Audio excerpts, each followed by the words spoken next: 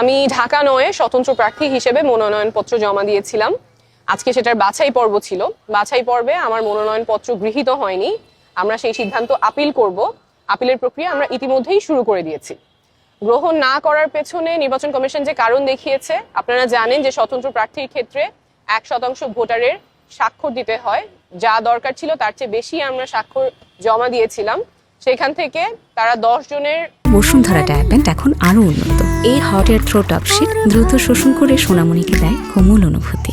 তথ্য ভেরিফাই করতে গিয়েছেন, ১০ জনেরই সত্যতা তারা খুঁজে পেয়েছেন, কিন্তু এই ১০ জনের মধ্যে ২ জনের ক্ষেত্রে তারা দেখেছেন তারা ঢাকা ৯-এর ভোটার না, এবং এই ২ জনেরই জানার কোনো উপায় ছিল না তারা ঢাকা ৯-এর ভোটার না। তারা জানতেন যে তারা ঢাকা ৯-এর ভোটার। একজনের পকেটে যে এনআইডি কার্ড ছিল, সেই এনআইডি কার্ডের ঠিকানা অনুযায়ী উনি ঢাকা ৯-এর ভোটার।